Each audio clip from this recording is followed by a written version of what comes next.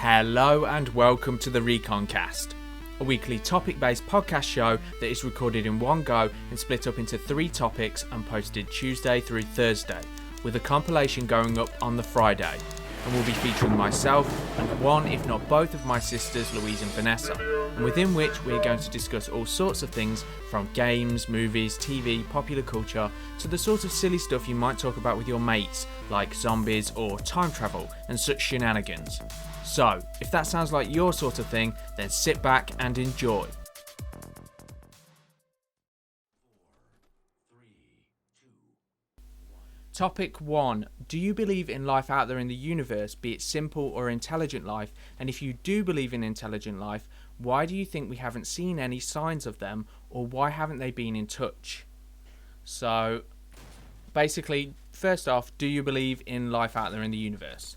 Yes, I do. I want to believe. You want to believe? It seems likely. That was an X-Files quote. Yeah, I know. Yeah, of course you got it. I wasn't born in a cave. But, yeah, so what sort of life, do you believe in intelligent life out there in the universe? Or just simple life? Like, I believe there's intelligent life out there. Like, I think, without saying it sounding a little cray-cray, I've seen a couple of things that made me believe that, you know, maybe that we're not alone. Yeah, but drugs are bad, okay? So Did they take you in your spaceship? Yeah, I had give you a probe. Did you get the bad touch? You're just begging. No, I didn't. No, that was not Show how the story show happened. the jury on the puppet where the aliens touched you. You wish you could, Nathan. That's the problem. That doesn't You'd love even to be make whisked sense. away by an alien. Anywho, yeah. So basically, I think it's all like it's in my mind. It's incredibly arrogant to think that we're the center of the universe and that there's no other life out there, no other intelligent life. It's just us. Mm. And if that is the case, the pressure on our shoulders to, you know, we are life. If we are life in the universe, oh God help the universe. Do you know what I That's mean? probably why they haven't been in touch, because they've seen us and gone, well, give them a few years, they'll destroy themselves, and then we'll just, you know, pick up the pieces. And it's probably why we're, you know, with all the like prime minister that we've got and stuff, and I think it's a perfectly good reason why they've just left us to it. Yeah, for me, I think the reason why they haven't been in touch is based on like the zoo hypothesis or whatever, where it's kind of similar to like the prime directive from Star Trek. They don't want to mess with us until we've reached a technological and like social, like societal level, you know, whereas either our technology's got so good they've got no choice but to interact with us because we're going to be, you know, up in their grill sooner than they'd like or whatever, or we've socially and society, like as a society, come to a level where, you know, they want to interact with us. So, but then again, it depends on what sort of variations of life they are, because it's like if we're so far down on the totem compared to them, we're going to be like ants to them. And it's like, I don't know about you, but last time you saw an ant colony, did you go up and try and communicate with any of the ants and ask them, you know, what they think about the universe? You know, it's Ask them not to share their secrets.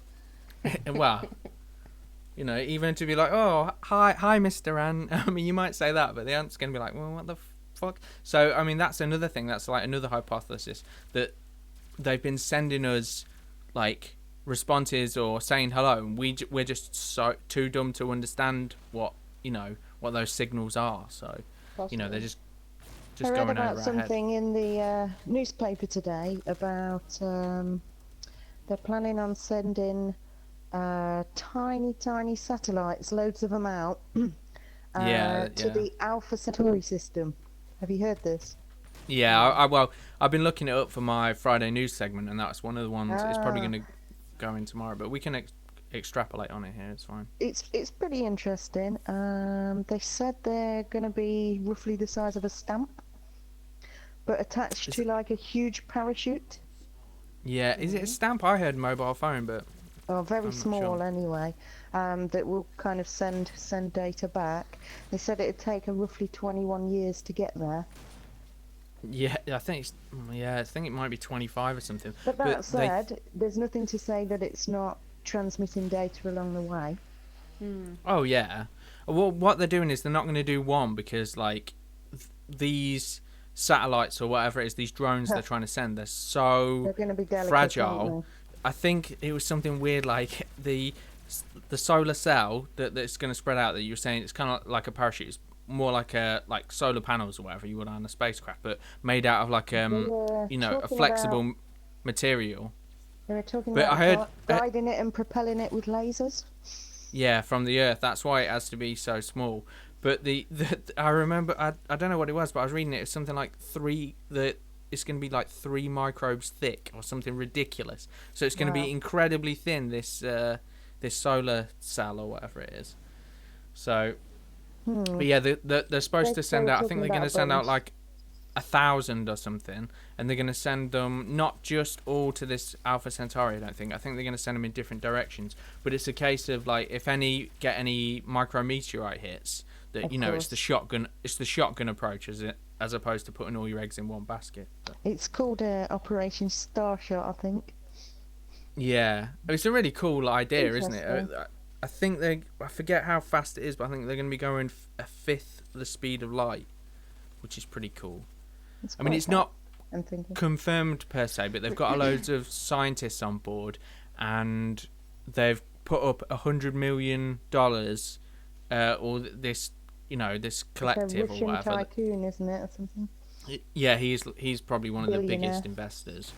Yeah, and they're going to spend 20 years developing the technology in the hope that in 20 years' time from now, they'll have made a deal with NASA or whoever, or SpaceX, some private company, and yeah, they're going to send these up or whatever. But they think, like, going on the numbers they're trying to work with, it's unlikely that it would reach its destination within any, like, it'd probably take about 40 years or something, they were saying. So we might just see it in our lifetime.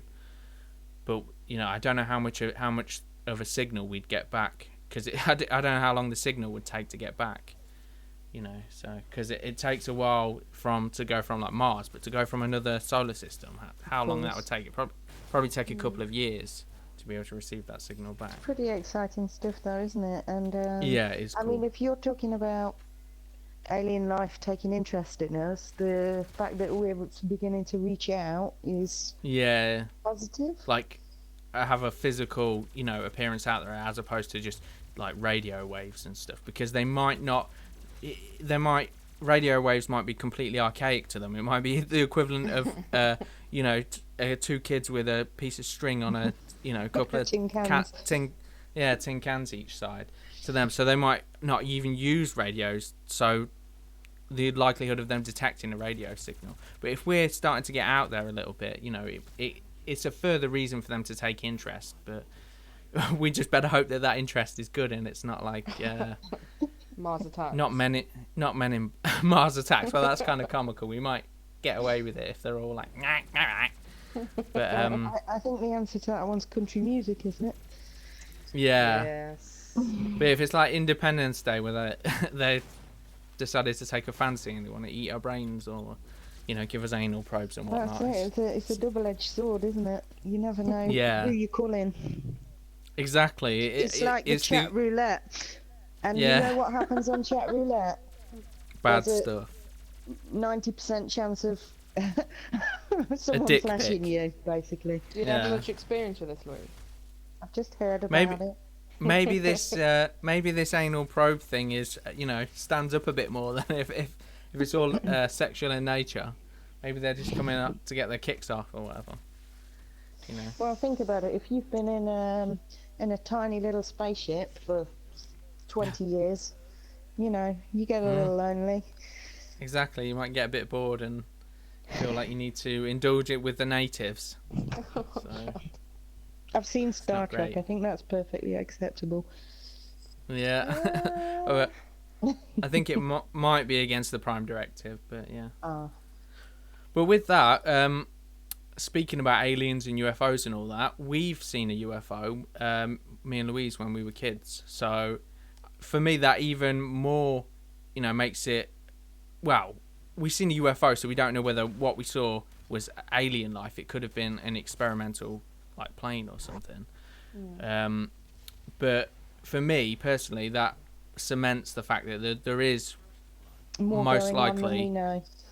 intelligent life out there. So, I've seen 'cause something what- before as well. Matt's seen, our other brother, he's seen something, but no, I totally agree with that. Like, I saw something that was totally unexplainable, even if it was, some form of experiment. Then it was highly, highly advanced for what we know about anyway. So, yeah, I definitely agree with you on that part.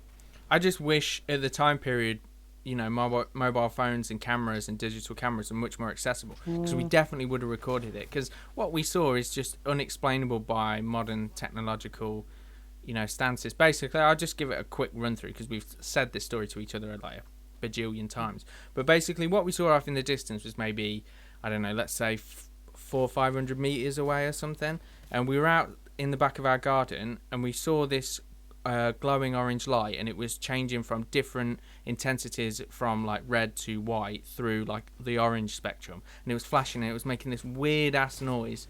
And the only way I can explain it is, when you're next to a big subwoofer and you can feel it in your chest. The noise wasn't that loud, but you could feel it in your chest, and it was like echoing off the walls, this like weird humming and like almost high pitched at times sort of noise. And it was doing figures of 8 in the sky as fast as you could with your finger or something. And then at the end, when it left, it zipped off, and it went, instead of like flying like parallel to the Earth, it just like sort of zipped off out of orbit, like directly in a straight line, as if gravity just wasn't an issue for it. And then it was out of sight within maybe 2 seconds, and it just went directly up. It not directly up, but maybe at like, I don't know, 90 degrees or something. It just went straight out of the atmosphere. Like a sonic boom as well at that point. Yeah, it was like just super quick, and then just gone within like literally a couple of seconds. I couldn't see even a speck. So, I mean, We watched it for 10 minutes at least. I mean, the only thing. It wasn't for a few seconds.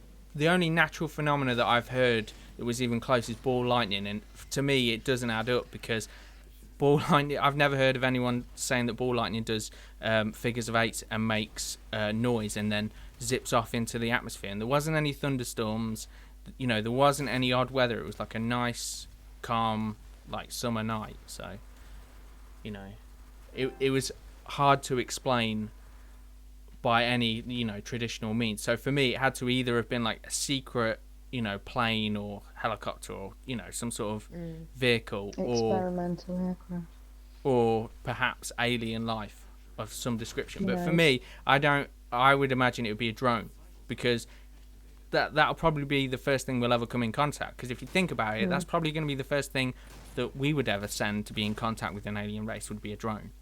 So why wouldn't it just send like, go on, mate. Yeah. Short straw, off you go. Yeah, we're not just going to go, "Oh yeah, Obama, hop on that Virgin Galactic flight and check out them aliens, all right? See you in a bit." So, for me, I think it's almost a given. I think you'd have to be super arrogant to not think, that you're the only species so alone in the universe. close-minded. I'd be terrified if that was the case, because we came to the brink of destroying what, as far as we know, is the only life in the universe in the 50s and 60s, didn't we, with the Cuban Missile Crisis, so, and the Cold War and all that. So that is such a weight to have on our shoulders. And as for We're not Karen. really sociable. We're not sociable types, though, are we? We're like the geeky one that hangs out in the kitchen at parties. I'm not sure anyone wants to be friends with us.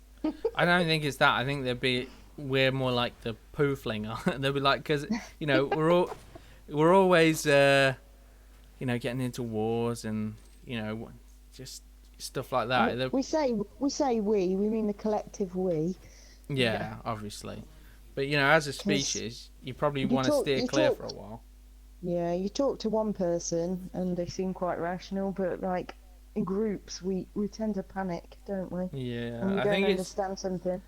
it's a shame, because I think it's just going to take a few years for us to work all that stuff out and become more harmonious. But the irony is, if we knew that there was intelligent life out there and we weren't alone, suddenly I feel the human race would band together a lot easier.